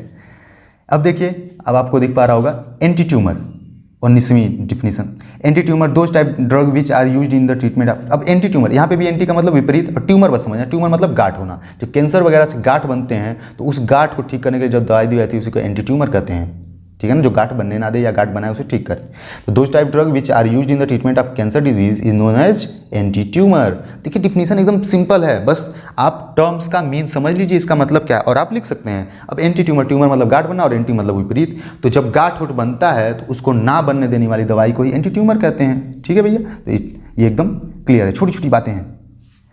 थोड़ा सा बहुत सी दिक्कत ये हो रहा है लोगों में, मैंने देखा है क्लास में बच्चों से टेस्ट वगैरह लिया है स्टूडेंटों से, तो वो लिख नहीं पाते सेंटेंस। तो सेंटेंस भैया लिखने की प्लीज़ कोशिश करिए, क्योंकि वहाँ पे कोई चाचा भैया हमारा नहीं बैठा है एग्जामिनर हम लोगों का कि जो हमें पास कर देगा कुछ भी लिख देंगे। तो और बहुत से लोग हिंदी में भी लिखते हैं, तो ठीक है हिंदी में भी आप लिख सकते हैं, क्योंकि बहुत से स्टूडेंट लिख के पास भी हुए हैं जो सेकेंड ईयर में गए हैं। ठीक है, कोई बात नहीं, लेकिन आप टर्म्स वगैरह प्रॉपर लिखेंगे, उसमें हिंदी में आप इंग्लिश वर्ड कहीं ना कहीं टर्म्स वगैरह यूज़ करिए। ठीक है, तो जो दवाइयाँ कैंसर को ठीक करे या कैंसर के द्वारा बनने वाली गांठ को ठीक करे उसको एंटी कैंसरस, एंटी न्यूप्लास्टिक या फिर एंटी ट्यूमर ड्रग कहते हैं, जिसमें फार्माकोग्नोसी में एग्जाम्पल क्या है, विंका और पोडोफाइलम। ठीक है, अब फिर अगली चीज़ आती है एंटी डायबिटिक। अब यहाँ पे भी एंटी का मतलब छोड़ दीजिए, डायबिटीज़ समझ लीजिए। डायबिटीज़ यानी कि शुगर के पेशेंट को डायबिटिक बोलते हैं। आप डायबिटीज़ हुआ है आपको, तो डायबिटीज़ एक ऐसी अवस्था है जिसमें ब्लड में शुगर का लेवल या ग्लूकोज का लेवल बढ़ जाता है, तो हम ऐसी दवाइयाँ देंगे जो उसको बढ़ने ना दे, तो एंटी डायबिटिक कहला दी। तो anti diabetic is a drug which maintain the glucose या शुगर लेवल। ऐसी दवाइयाँ जो ग्लूकोज और शुगर लेवल को मेंटेन करे उसी को एंटी डायबिटिक ड्रग बोलते हैं। जैसे एग्जांपल है पेट्रोकार्पस और जिम्नेमा। आपके देखिए इसमें दिया था, पूछा भी था जिम्नेमा, हाँ कहाँ गया भैया, हाँ, which one of the following drug is anti diabetic. कौन सी ऐसी दवाई है निम्नलिखित में से जो एंटी डायबिटीज़ है, तो जिम्नेमा, ठीक है ना, सिल्वेस्ट्री। तो आप देखिए सब चीज़ें मिलती जुलती हैं, डिफिनीसन बहुत ज़रूरी है, ये टर्म्स आप प्लीज़ इसको मेरी बात सुन के जरूर पढ़ लीजिएगा, आपको पास होने से कोई नहीं रोक सकता। डायूरेटिक्स, डायूरेटिक क्या है भैया, ऐसी दवाइयाँ जो यूरेटिक, यूरिन वर्ड आपने सुना होगा, पेशाब है ना, तो डायूरेटिक, डाई मतलब बढ़ा देना, दुगना ऐसा बोल सकते हैं आप। तो यूरिन के फॉर्मेशन को, यूरिनेशन को बढ़ा देना, उसी को डायूरेटिक कहते हैं। सारी बात, those type drug which are promote the urine output या urination is known as diuretic drug. ऐसी दवाइयाँ जो प्रमोट करे, बढ़ावा दें यूरिन के आउटपुट को या यूरिनेशन को, पेशाब करने की दर को बढ़ा दे, उसी को हम डायूरेटिक्स बोलते हैं। और ये क्यों देना पड़ता है, जब हमारे शरीर में कभी कभी बीपी वगैरह बढ़ जाता है तो डायूरेटिक का यूज़ करते हैं, ताकि जो पेशेंट है वो बार बार टॉयलेट करेगा, तो टॉयलेट आपको पता है ब्लड की ही छन के, किडनी से छन के निकलता है यूरिन के रूप में, तो जब ब्लड की मात्रा कम होगी तो ब्लड प्रेशर कम हो जाएगा। ठीक है ना, ये सब स्पेशलिस्ट के ही प्रेजेंस में लिया जाता है। गोखरू और पुनर्नवा ये एग्जाम्पल है आपके डायूरेटिक का फार्माकोग्नोसी के अनुसार। और वैसे तो एलोपैथ में लेसिक्स नाम से आता है, जिसमें फुरेसेमाइड होता है। ठीक है भैया, और देख लेते हैं एंटी डाइसेंट्रिक। देखिए दो टाइप ड्रग। अब डाइसेंट्रिक, यहाँ पे भी डाइसेंट्रिक समझना है, एंटी का मतलब आप जानते हो ये उल्टा, डाइसेंट्रिक मतलब पेचिस आपने लाल आव ये वगैरह सुना होगा। तो dysenteric, those type drugs herb are use to cure dysentery are called anti dysenteric drug. ऐसी दवाइयाँ जो डाइसेंट्री को, यानी कि पेचिस आँव जो पड़ता है उसको ठीक करने के लिए यूज़ की जाती है, उसी को एंटी डाइसेंट्रिक बोलते हैं। डाइसेंट्री हुआ है उसके उल्टा काम करे तो डाइसेंट्री को ठीक करने वाली दवाई। तो एग्जाम्पल क्या है, इपकैक कुन्हा, आपको एक नंबर में पूछ सकता है example of the anti dysenteric drug, तो आप इपकैक कुन्हा याद रखेंगे भैया। या ये भी पूछ सकता है ipecacuanha belonging to those type category of drug, यानी कि इपकैक कुन्हा किस प्रकार की दवाई है, तो आप ये भी याद रखेंगे एंटी डाइसेंट्रिक। देखिए कितनी चीज़ें एक ही चीज़ों से तोड़ मरोड़ के पूछ सकता है। अब देखिए डाइसेंट्री को भी थोड़ा सा मैंने बता दिया है, is the condition in which lower portion intestinal flame is the caused by bacterial और पैरासाइटिक इन्फेक्शन। ऐसी आपको थोड़ा सा स्पीड का सामना करना पड़ रहा होगा मेरे बात की, क्योंकि वीडियो लेक्चर बहुत ज़्यादा लंबा हो रहा है, इसलिए मैं तेज़ बोल रहा हूँ, थोड़ा सा स्पीड बोल रहा हूँ। डाइसेंट्री एक ऐसी अवस्था है जो लोअर पोर्शन, आंत के निचले हिस्सों में सूजन हो जाता है। वो किस वजह से हो सकता है, बैक्टीरियल इन्फेक्शन की वजह से या पैरासाइटिक इन्फेक्शन। कोई भी चीज़ जो हमारे शरीर पे आके अपने जीवन भरण पोषण के लिए घुस जाते हैं, घुसपैठी बन जाते हैं, उन्हीं को पैरासाइटिक बोल सकते हैं, है ना। तो उसकी वजह से, सूजन की वजह से जब तो वहाँ पे जब हम लैट्रिन वगैरह करते हैं तो जब सूजन हुआ रहेगा, ऐसे सूजन हुआ रहेगा अगर, ठीक है ना, तो जब आप प्रेशर लगाएंगे, जब फ्रेश होने के वक्त लैट्रिन करते वक्त, तो ये फट जाती हैं। तो उसी के लिए आँव पड़ने लगते हैं, ब्लड आने लगते हैं, है ना, उसी को डायसेंट्री बोलते हैं। सिम्टम क्या है? एब्डोमिनल पेन, पेट में दर्द होगा, लूज मोशन होगा, ब्लडी स्टूल्स यानी कि लैट्रिन में खून आएगा, इरिटेशन, हमें अच्छा नहीं लगेगा, स्टमक अपसेट, पेट जो है खराब सा रहेगा, ना पचेगा ना, ये सब चीज़ें दिक्कत हो सकती हैं। अब आता है अगला एंटीसेप्टिक एंड डिसइंफेक्टेंट। आप वीडियो लेक्चर एक ही बार में पढ़ लीजिएगा या फिर रोक के थोड़ी देर बाद पढ़ लीजिएगा, लेकिन पढ़ लीजिएगा जरूर भैया अगर पास होना है तो, प्लीज़। चलिए, एंटीसेप्टिक एंड डिसइंफेक्टेंट। एंटीसेप्टिक क्या है और डिसइंफेक्टेंट क्या है? तो antiseptic are those agent which use to kill और prevent the growth of microbes या बैक्टीरिया, अनलिविंग ऑर्गेनिज्म। और डिसइंफेक्टेंट भी जो है सेम, दोनों काम सेम करते हैं, लेकिन एंटीसेप्टिक जो है ये जो है लिविंग ऑर्गेनिज्म पे यूज़ किया जाता है। लिविंग ऑर्गेनिज्म जैसे हम लोग हैं, है ना, गाय भैंस इंसान, इन पे जो दवाइयाँ दी जाती हैं ताकि बैक्टीरिया वगैरह को किल कर दिया जाए, मार दिया जाए, तो उसी को एंटीसेप्टिक कहते हैं। और डिसइंफेक्टेंट, डिसइंफेक्टेंट बहुत गर्मी है भैया, बहुत गर्मी है, हाँ। डिसइंफेक्टेंट ये दवाइयाँ जब हम फर्श वगैरह को साफ़ करते हैं कि कीटाणु मर जाए, तो उसी पोर्शन को डिसइंफेक्टेंट कहते हैं। तो वही यहाँ पे देखिए लिखा गया है, antiseptic are those agent which are use to kill और prevent the growth of microbes. ऐसी दवाइयाँ जो माइक्रोब्स को किल करने का काम करे या बैक्टीरिया वगैरह को, तो उसी को एंटीसेप्टिक कहते हैं। और डिसइंफेक्टेंट ऐसी दवाइयाँ जो जिनका उपयोग हम माइक्रो ऑर्गेनिज्म को किल करने को करें, लेकिन नॉन लिविंग थिंग्स पे, यानी ब्रेंच, फर्श, इन सब चीज़ों को, दरवाजा, शीशा, इन सब चीज़ों को साफ करने को। और देखो एग्जाम्पल में दोनों का सेम दिया है कोग्नोसी में, क्योंकि जब ज़्यादा कंसनट्रेशन यानी ज़्यादा मात्रा में जैसे 10 ml मिला लिए बाल्टी में और मार रहे हैं तो वो डिसइंफेक्टेंट का काम कर सकता है, और वही 2 ml हम अपने शरीर पे यूज़ कर रहे हैं तो वो एंटीसेप्टिक की तरीके से काम कर सकता है। ओके, तो both drug example are approx same but concentration are different. तो बेंजोइन है, मिर्र है, नीम है, टर्मेरिक है। तो आपसे ये पूछ सकता है बेंजोइन यूज, तो आप लिख सकते हैं it is used as antiseptic. दूसरा point, it is used as disinfectant, है ना। ऐसे मिर्र का भी लिख सकते हैं, नीम का भी लिख सकते हैं, टर्मेरिक का भी लिख सकते हैं। ठीक है भैया। अब आता है एंटी मलेरियल। ये क्या है? मलेरिया को ठीक करने वाली दवाई। एंटी मलेरिया तो हुआ है, लेकिन उल्टा उसके काम करने वाली कोई चीज़ है, तो मलेरिया को ठीक करने वाली दवाई। तो those type drug which are use to treat और prevent the malarial infection. Malaria infection को ठीक करने वाली जो दवाइयाँ होती हैं उसी को एंटी मलेरियल कहते हैं, is known as anti malarial drug. इसमें एग्जाम्पल क्या है? सिनकोना और आर्टेमिसिया। आपके देखिए 1 नंबर में पूछा भी था यहाँ पे। Cinchona is use in the treatment of which of the following. Cinchona is use in the treatment of which of the following. Cinchona किस चीज़ के उपचार में यूज़ किया जाता है? तो मलेरिया के। ठीक है ना भैया। तो आप देखिए डिफिनीसन याद रखिए और उसके एग्जाम्पल याद रखिए, और इन दोनों का तोड़ मिला के आपको यूज़ मिल जाएगा, क्योंकि सिनकोना यूज हो रहा है एंटी मलेरियल में। अब आते हैं ऑक्सीटोसिक। इसमें क्या है? 2 टाइप ड्रग। ऑक्सीटोसिस ये थोड़ी सी अलग शब्द हो सकता है आपके लिए, लेकिन कुछ लोग जो प्रैक्टिस कर रहे होंगे उन्होंने ऑक्सीटोसिन सुना होगा। ऑक्सीटोसिन एक ऐसी दवाई है जो लेबर पेन को बढ़ा देती है। ऑक्सीटोसिन एक ऐसी दवाई है, इंजेक्शन के फॉर्म में आता है, जो कि लेबर पेन यानी प्रसव पीड़ा को बढ़ाने का काम करती है। भैया पानी, इलेक्ट्रॉल वगैरह पीते रहिएगा आप लोग, है ना। और घर पे भी सबको सलाह दीजिए, आप फार्मासिस्ट होने वाले हैं तो आपको ये सब चीज़ें आपको घर वालों को थोड़ी बहुत बतानी चाहिए, आपको डिस्कस करना चाहिए कि ये चीज़ें पीने से ऐसे फ़ायदे होते हैं। ठीक है ना। हाँ, तो लिखा गया है 2 टाइप ड्रग और agent which stimulate the contraction of the myometrium muscles. Myometrium muscles क्या होता है भैया? गर्भाशय आप कुछ इस टाइप से देखे होंगे, हो सकता है देखे ही होंगे भैया, एडोड में भी आते हैं और आप एनाटॉमी पढ़ भी रहे हैं, तो ऐसे यहाँ पे रहता है।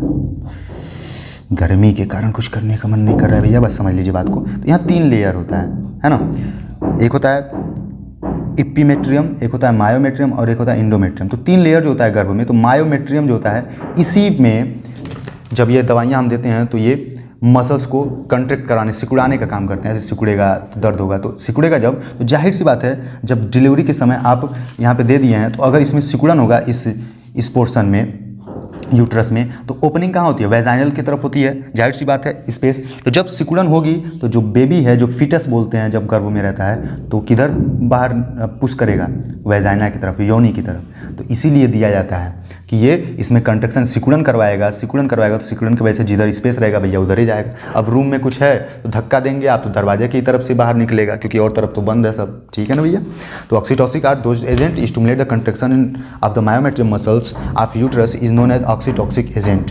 It mainly used in labour pain during delivery. इसका एग्जाम्पल है फार्माकोग्नोसी में इरगट। ये इसका उपयोग डिलीवरी के दौरान किया जाता है और इसका एग्जाम्पल है इरगट। तो आप इरगट याद रखेंगे। इरगट जो है ऑक्सीटॉक्सिक ड्रग है, इसका उपयोग क्या होगा, डिलीवरी के समय किया जाता है भैया। ठीक है।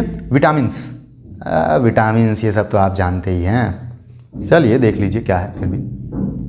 Vitamins, a vitamins is an organic compound और biomolecule found in plant, oh sorry दिख नहीं रहा है, ठीक है आप देख लीजिए।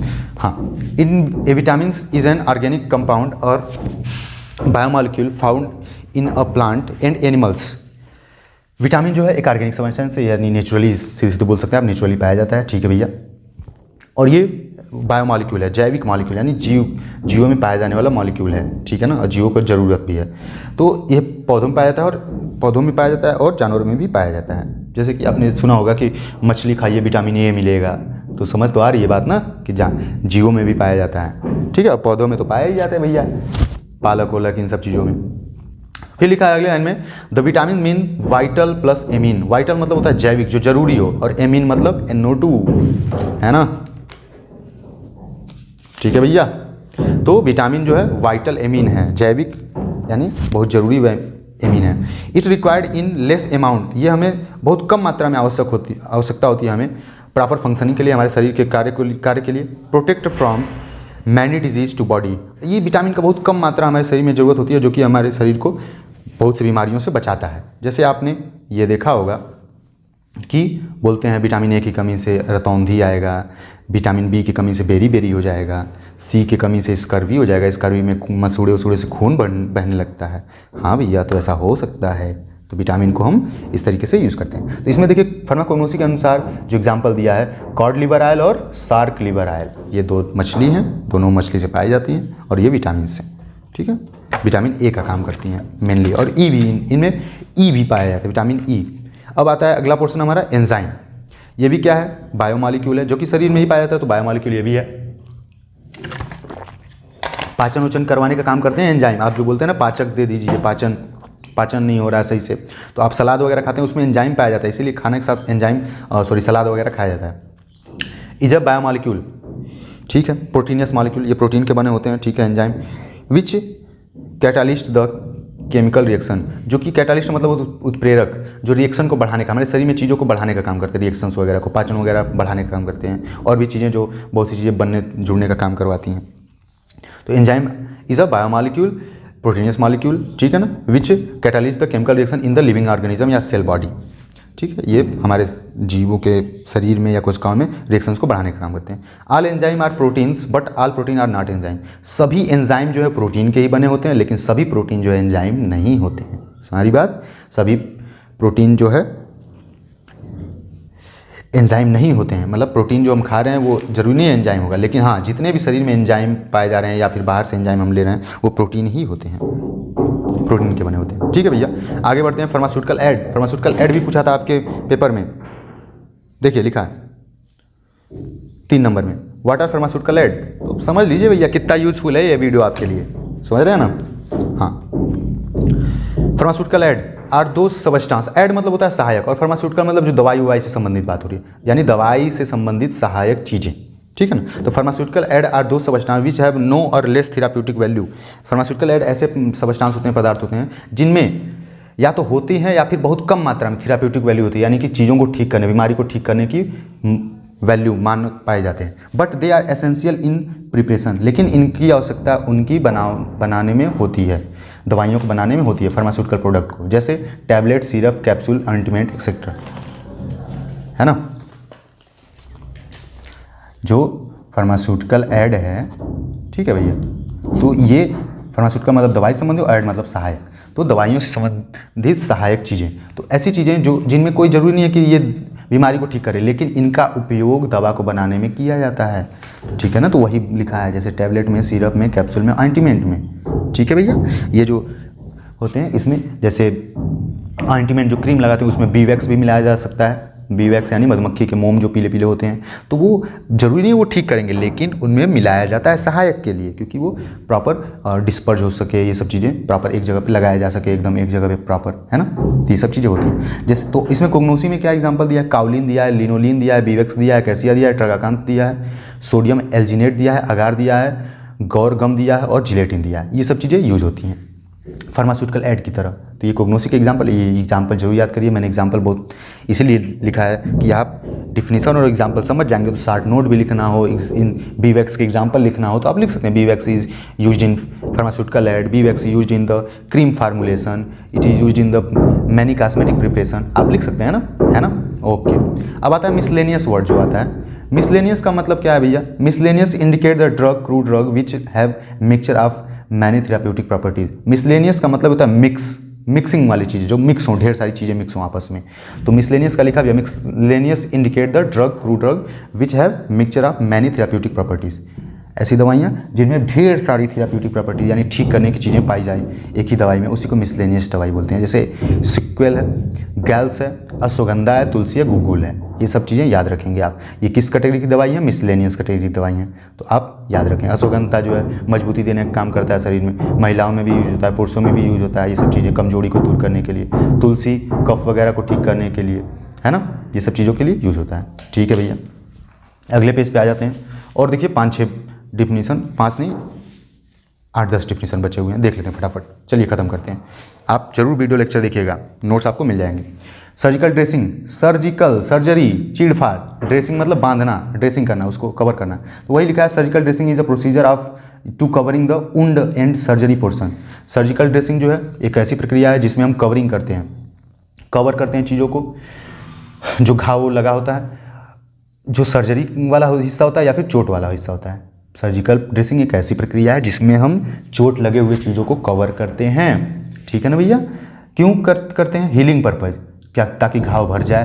Protect the infection agent, infectious agent जैसे माइक्रोब्स वगैरह, धूल वगैरह उस घाव पे ना लग जाए, उससे बचाने के लिए इसका उपयोग करते हैं। और फिजिकल डैमेजिंग, अगर घाव खुला रहेगा तो जाहिर सी बात, आप ऐसे चले, ऐसे रगड़ गया किसी चीज़ से, तो वो फिजिकल डैमेज हो जाएगा फिर से, तो उसको ठीक करने के लिए हम इसका उपयोग करते हैं। और उसमें याद ये रखना है हमें कि वो जो काटन और बैंडेज यूज़ हो रहा है वो स्टेलाइज्ड होना चाहिए। स्टेलाइज यानी उसमें कोई भी माइक्रोब्स नहीं पाया जाए। तो सर्जिकल ड्रेसिंग समझ लिया। Surgical dressing is a covering procedure of wound and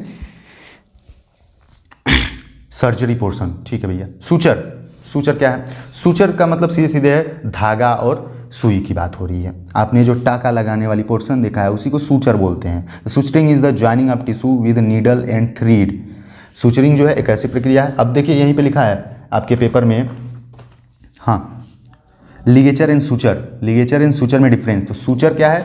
एक ऐसी प्रोसीजर है या ऐसा चीज़ें हैं, कार्य है जिसमें हम धागे और नीडल, सुई और धागे की सहायता से सर्जिकल इंसिजन, जो भी चीड़ फाड़ हुआ रहता है, इंसिजन मतलब चीड़ना, उस चीड़े हुए पोर्शन को हम बाइंड करते हैं जिससे वो हील हो पाए, आसानी से भर पाए। तो suturing is a joining tissue and with needle and thread. Suturing जो है ऊतक को जोड़ने की प्रक्रिया है जिसमें नीडल और धागे का उपयोग करते हैं, जिससे हम घाव को आसानी से भर सकते हैं, क्योंकि टाका वगैरह देखते हो लगाया जाता है ताकि वो जल्दी से सूख जाए, आपस में चिपक जाए, ज्वाइंट हो जाए सेल डिवीजन के द्वारा, है ना भैया? हाँ, तो उसे सूचर बोलते हैं।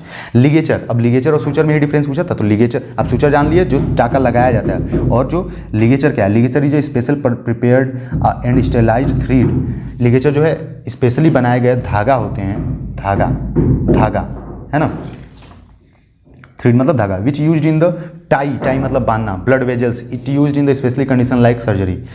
जो लिगेचर होता है ये धागा होता है जो कि ब्लड वेजल्स, नसों को ऐसे बांधने का काम करने के लिए यूज होता है, और जो सूचर होता है वो क्या होता है? सिलने के काम में आता है। तो डिफरेंस बिटवीन सूचर और लिगेचर क्या है? सूचर जो है सीविंग या फिर स्टिचिंग के लिए काम आता है, और जो लिगेचर है वो टाई करने के लिए, बांधने के लिए काम आता है। ठीक है, अब आता है surgical catgut.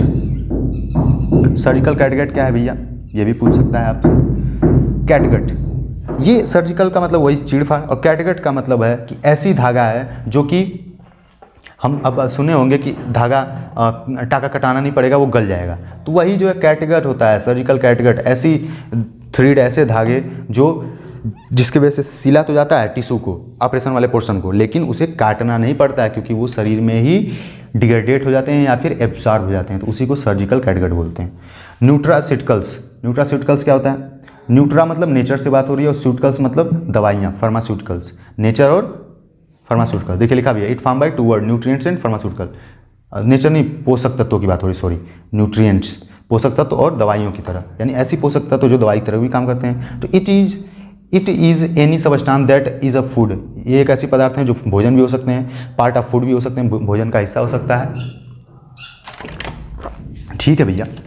And provide medical और health benefits including the prevention treatment of disease. ये खाना भी हो सकता है या खाने का एक हिस्सा हो सकता है, क्योंकि पोषक तत्व को ही फार्मास्यूटिकल्स बोल रहा है, न्यूट्रास्यूटिकल्स, है ना, ये भी आपके पेपर में पूछा था। ठीक है, तो ये हो सकते हैं जो बीमारी से बचाने का काम करते हैं। जैसे बोलते हैं ना, अच्छा खाना खाओगे तो बीमारी से बचे रहोगे, तो उसी को न्यूट्रास्यूटिकल्स बोलते हैं भैया, है ना, जो दवाई की तरीके से काम करे। एग्जाम्पल क्या है, देख लीजिए, जिनसिंग, ओमेगा 3 फॉलिक एसिड और ग्रीन टी। जिनसिंग, आप जब मल्टीविटामिन वगैरह देखेंगे तो उसमें जिनसिंग पाया जाता है, ओमेगा 3 पाया जाता है ना, फॉलिक एसिड जो आयरन वगैरह है, ग्रीन टी, इन सब चीज़ों में न्यूट्रास्यूटिकल्स पाए जाते हैं। एंटीऑक्सीडेंट, भैया गला अब दुखने लगा हमारा, बट कोई ना, हाय द जोश, है ना, हमको पास करना है पेपर, और पास भैया करना पड़ेगा क्योंकि आपको, आपकी जिम्मेदारी है, गार्जियन की जिम्मेदारी फीस जमा करना, आपका जिम्मेदारी है पास करना पेपर को, बस इस यही मोटिव है और कुछ नहीं, और 3-5 नहीं, गर्मी हो रहा है, ये सब चीज़ें, ऐसी कोई बात नहीं है। चलिए, एंटीऑक्सीडेंट, ऑक्सीडेंट के उल्टा, एंटी मतलब विपरीत काम करेगा, तो ऑक्सीडेंट क्या है भैया? ऑक्सीडेंट एक ऐसी फ्री रेडिकल्स हैं, ऐसे मॉलिक्यूल हैं, ऐसी चीज़ें पाई जाती हैं जब हमारे शरीर में पाचन वगैरह होता है ना, जैसे शरीर में पाचन की बात बोलें तो आप देख सकते हैं, जैसे अगर ये थोड़ा सा गर्मी से भैया कुछ करने का मन नहीं कर रहा है, ये बेकार बन गया, सॉरी।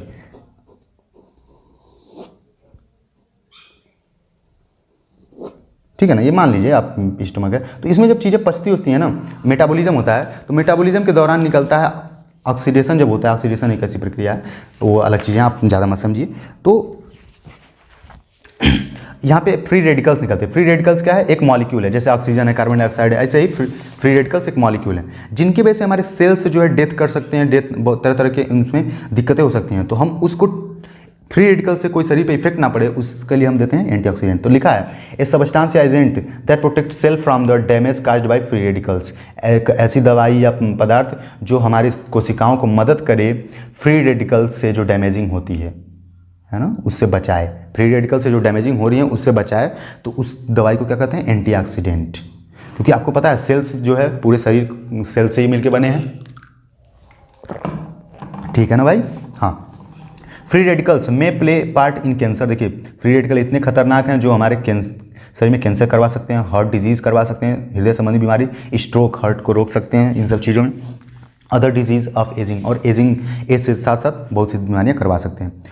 फिर नीचे लिखा है, free radical is a unstable molecule made by the process of the oxidation during the normal metabolism. जब मेटाबॉलिज्म यानी शरीर में हमारी चीज़ें पचती होती हैं, टूटती हैं, छोटी, जैसे आपने सिर्फ प्रोटीन आप दाल लिए, लेकिन आप जानते हो कि हमारा जो नाखून है केराटिन प्रोटीन से बनता है, बाल भी केराटिन से बनता है, अलग अलग प्रोटीन पाए जाते हैं, ग्लोबुलिन पाया जाता है, एल्बुलिन, तो कहाँ से वो सब आए? जो आप शरीर में खाते हैं तो उसके तरह तरीके से रिएक्शन होते हैं शरीर में, और अलग अलग प्रोटीन का सिंथेसिस भी होता है, तो उसी में निकलता है फ्री रेडिकल्स, जिसके वजह से हमारे शरीर में कैंसर हो सकता है, हार्ट डिजीज़ हो सकता है। उसको ठीक करने के लिए जो दवाई दी जाती है उसे क्या कहते हैं? एंटीऑक्सीडेंट। जैसे एग्जांपल क्या है एंटीऑक्सीडेंट का? लाइकोपिन है, एलिसिन है, जो कि लाइकोपिन टमाटर से पाया जाता है, पके हुए टमाटर से, और एलिसिन लहसुन में पाया जाता है। टोकोफेराल विटामिन ई है, ये बादाम वगैरह में पाया जाता है ना, तो एंटी ऑक्सीडेंट ये सब हैं, तो हम टमाटर तो खा ही सकते हैं भैया, लहसुन तो खाते ही हैं, तो आप एंटीऑक्सीडेंट खा रहे हैं, चिंता मत करिए, परेशान मत होइए, है ना। प्रोबायोटिक, ये क्या है भैया? और 5 डिफिनीशन बचे हुए हैं, पूरा पसीने से भीग जा रहा है पेज कोई बात नहीं। प्रोबायोटिक, प्रोबायोटिक जीव से संबंधित कुछ बात हो रही है, तो प्रोबायोटिक आर फूड और supplement that contain live micro organism.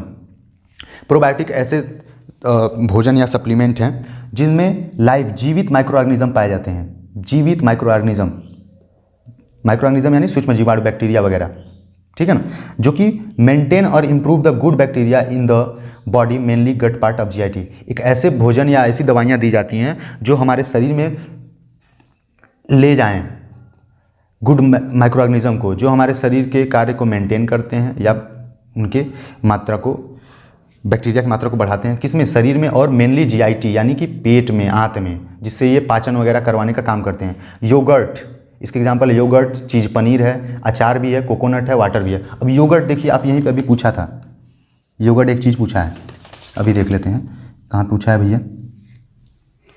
Yogurt yogurt yogurt yogurt, देखिए yogurt is an example of which of the following. Yogurt किस चीज़ का एग्जाम्पल है, प्रोबायोटिक का। इसीलिए मैंने ये बहुत सोच समझ के आपसे सॉल्व करवा रहा हूँ, समझ जाइए बात को। प्रोबायोटिक योगर्ट, देखिए योगर्ट किसका एग्जाम्पल है, प्रोबायोटिक का। प्रोबायोटिक क्या है, ऐसी दवाइयाँ या खाने जो हमारे शरीर में ऑर्गेनिज्म को, बैक्टीरिया वगैरह को ले जाएं, जो हमारे लिए फ़ायदेमंद हैं, बस बात खत्म। प्रीबायोटिक, ये भी उसी से मिलता जुलता है। It is an non digestible food ingredient promote the growth of beneficial microorganism in the intestine. Prebiotic ऐसी चीज़ें होती हैं जो जल्दी से पचे ना या अच्छे से पचते ना हो पेट में। तो जब चीज़ें पचेंगी नहीं, तो आपको पता है जहाँ भी चीज़ें पचती नहीं हैं तो वो सड़ने उड़ने लगती हैं, ऐसी चीज़ें हो सकती हैं, तो वहाँ पे माइक्रो ऑर्गेनिज्म यानी बैक्टीरिया वगैरह का ग्रोथ होता है ना। तो प्रीबायोटिक, प्रोबायोटिक जो है ऐसी दवाइयाँ हैं जो शरीर में माइक्रो ऑर्गेनिज्म को ले जाए खाने पे, और प्रीबायोटिक ऐसी चीज़ें हैं जो हम खाएंगे भोजन वगैरह तो वो पचेंगे नहीं, जिसके वजह से आंत में माइक्रो ऑर्गेनिज्म का जो है ग्रोथ होगा। समझ रही बात, क्योंकि माइक्रो ऑर्गेनिज्म जब चीज़ें देखते हो आप, सड़ी उड़ी चीज़ें उस पर तुरंत अगर पच नहीं रहा है, वो ख़त्म नहीं किया गया, तो वो ख़त्म करने लगते हैं और महकना लगता है ये सब चीज़ें। तो प्रीबायोटिक ऐसी चीज़ें होती हैं जो शरीर में जल्दी पचे ना, जैसे कि होल ग्रेन्स, सभी जो फसलें हैं, है ना, जैसे दाल, चावल, गेहूँ, जौ, ये सब चीज़ें होल ग्रेन्स। बनाना, केला भी आप खा सकते हैं, ग्रीन वेजिटेबल, सोयाबीन, ये सब इतनी फ़ायदेमंद हैं। आप अगर मीट उट उठाएंगे तो 2-3 चीज़ें, प्रोटीन पाया जाएगा, फैट पाया जाएगा, ये सब चीज़ें बस। लेकिन आप देखते आ रहे हैं शुरू से, अभी जब हम करीब आधे घंटे 1 घंटे से पढ़ रहे हैं, हर चीज़ों में अलग अलग चीज़ें पाई जा रही हैं। सॉरी बात, ठीक है भैया, ख़त्म। अब आते हैं, बस देखिए 4 एग्जाम और बचा है भैया, पढ़ लीजिए प्लीज़, बोर मत होइए। डाइटरी फाइबर आर रफेज और is the portion of the plant derived food that can not be completely broken down by the human digestive system। Dietary fibre जो है, फाइबर का मतलब ये आप समझते हैं रेशेदार, जो फाइबरस है, टूटेगा नहीं। तो ऐसी चीज़ें होती हैं जो हमारे पौधों में और भोजन में पाए जाते हैं, जो कि हमारे शरीर में पूरी तरीके से पच नहीं पाती हैं। डाइटरी फाइबर एक ऐसा पोर्शन है खाने का या फिर रेशेदार चीज़ें होती हैं जो पूरी तरीके से हमारे शरीर में पचती नहीं हैं, उसी को डाइटरी फाइबर बोलते हैं। जैसे एग्जाम्पल है फ्रेश फ्रूट, फल भी होते हैं, रा वेजिटेबल, कच्ची सब्जियां भी होती हैं, ठीक है ना, और होल ग्रेन, जो भी गेहूं वगैरह ये सब चीज़ें खाते हैं, तो उसकी भूसी अगर ना निकाली जाए तो वो फाइबरस ही होता है, वो पचता नहीं है और पेट और अच्छे से साफ होता है। पहले ज़माने में लोगों को पेट और से संबंधित कोई दिक्कत नहीं रहती थी, क्योंकि ज़्यादा भोजन होता नहीं था, तो वो जौ वगैरह, सतुआ वगैरह ये सब चीज़ें खाते थे, जिससे भूसी भी शरीर में जाती थी और तेज़ी से अच्छे से पेट वगैरह साफ होते रहता था, ठीक है ना। हाँ, ओमेगा 3 फैटी एसिड, ये भी पूछा है आपके पेपर में। ओमेगा 3 फैटी एसिड अभी दिखा रहे हैं आपको, कहाँ गया भैया, कहाँ गया। हाँ देखिए, give the source and therapeutic application of omega 3 fatty acid, 5 number में पूछा है ना, देख लेते हैं। Omega 3 fatty acid, it is also called omega 3 oils, इसको ओमेगा 3 ऑयल्स भी बोलते हैं। It found in many food supplement like soybean oil, nuts, sunflower oil, fish. ये देखिए पाया जाता है बहुत सी चीज़ों में, सोयाबीन ऑयल में, नट्स में, जो कोकोनट और वो क्या बोलते हैं, अखरोट, इन सब में पाया जाता है, और मधुमक्खी बोल रहे हैं, सॉरी, सूर्यमुखी के तेल में और मछली उछली में पाया जाता है। देखिए एप्लीकेशन भी लिखा है और सोर्स भी लिखा है, किन किन चीज़ों से पाया जाता है, तो मछली में पाया जा रहा है, सूर्यमुखी के तेल में पाया जा रहा है, अखरोट में पाया जा रहा है, सोयाबीन में पाया जा रहा है। एप्लीकेशन क्या क्या है, इट हेल्प और provide calories, give your body in energy, ये मदद करता है, हमें कैलोरी देता है जो एनर्जी के रूप में हम यूज़ करते हैं हमारे शरीर में कार्य वगैरह करने के लिए। हमारे शरीर जब तक जिंदा है भैया, कैलोरी एनर्जी उसे चाहिए, है ना, काम करिए चाहे ना करिए। Give relief in joint inflammation, और जॉइंट इन्फ्लामेशन को भी ठीक करता है। ये एप्लीकेशन है, सब एनर्जी देता है, इन्फ्लामेशन को ठीक करता है, सूजन वूजन को, जोड़ों के। Lower the blood pressure range, blood pressure के रेंज को कम करता है। Help nourish brain and eyes, हमारे दिमाग को और आंखों को पोषण देता है। अब इसी में आगे आता है, ठीक है, कैरोटेनॉइड। कैरोटेनॉइड क्या है, एक शब्द है ऐसा, कैरोटेनॉइड। ये सब आपके कोग्नोसी के सिलेबस का है भैया, इधर उधर से नहीं है। कैरोटेनॉइड आर एसेसरी पिगमेंट, ये एक नेसेसरी या एसेसरी बोलिए, सहायक पिगमेंट है, कलर है, जो कि फोटोसिंथेसिस करवाता है पेड़ पौधों में। This pigment are found in various plant, ये पिगमेंट जो है, ये कलर जो है, पिगमेंट मतलब कलर, ये बहुत से प्लांट और बैक्टीरियाज में पाए जाते हैं। कैरोटेनॉइड एक सहायक कलर है जो कि बहुत से पेड़ पौधों में और बैक्टीरिया में पाया जाता है, जो फोटोसिंथेसिस करवाने का काम करता है। फोटोसिंथेसिस आप जानते हैं, प्रकाश संश्लेषण, ठीक है ना। It responsible for red and orange colour in many vegetables, ये जिम्मेदार होता है बहुत से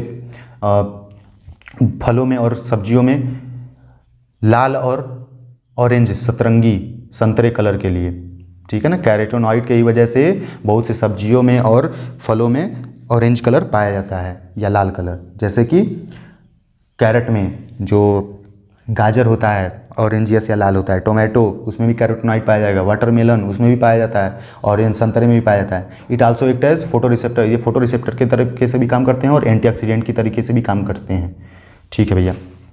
अगला लास्ट टर्म्स है spirulina. Spirulina is a blue green algae that contain with vitamin mineral antioxidant and protein. Spirulina एक ब्लू ग्रीन एल्गी है। एल्गी क्या होता है भैया, एक ऐसे ग्रीन ग्रीन से पाए जाते हैं, जैसे पानी उनी में ऐसे ऐसे जो काई नुमा ऐसे एल्गी होती है। ये यूनिसेलुलर और मल्टीसेलुलर भी होते हैं एल्गी, ठीक है ना, जिसमें ढेर सारे विटामिन पाए जाते हैं, मिनरल्स पाए जाते हैं, एंटीऑक्सीडेंट और प्रोटीन पाए जाते हैं, ठीक है, उसी को स्पाइरुलिना मिलते हैं। Spirulina is a algae that contain vitamin mineral antioxidant protein, ये सब चीज़ें। It is useful in the maintaining a healthy immune system. इसका उपयोग क्या है भैया, देखो शरीर में ये मेंटेन करता है हमारे इम्यून सिस्टम को, एक स्वस्थ इम्यून सिस्टम को। बूस्ट द WBC प्रोडक्शन, हमारे शरीर में WBC के प्रोडक्शन को भी बढ़ाता है। तो भैया आपने ये सब चीज़ें पढ़ लिया, ढेर सारे जो चीज़ें थी तो आपने ये सब चीज़ें पढ़ लिया। तो आपको ये मैं आशा करता हूँ आपको ये चीज़ें समझ आए होंगी, पसंद आए होंगी। मैंने बहुत स्पीड से भी बोला, तो आप स्पीड स्लो करके भी देख सकते हैं इस चैनल पे। और इसका जो नोट्स है PC फार्मा टेलीग्राम पे दे दिया जाएगा, जो कि वीडियो लेक्चर के डिस्क्रिप्शन में दिया रहेगा। आप इसको जरूर से ज़रूर पढ़िए। और इसका जो सेकेंड पार्ट कोग्नोसी का मैं लाने वाला हूँ जल्द ही जल्द, और आप ये फर्स्ट और सेकेंड पार्ट पढ़ के कोग्नोसी को अच्छे नंबर से पास कर सकते हैं, ये मैं दावा करता हूँ, ठीक है भैया। तो बेस्ट ऑफ लक, ठीक है ना, बेस्ट ऑफ लक हमारी तरफ से, PC फार्मा चैनल की तरफ से। ओके भैया, गुड डे, राधे राधे। और गर्मी बहुत है तो प्लीज़ बचा के रहिए और पढ़ते रहिए, ठीक है। पास करनी आपकी जिम्मेदारी है, ठीक है ना भैया। Okay, bye bye, take care.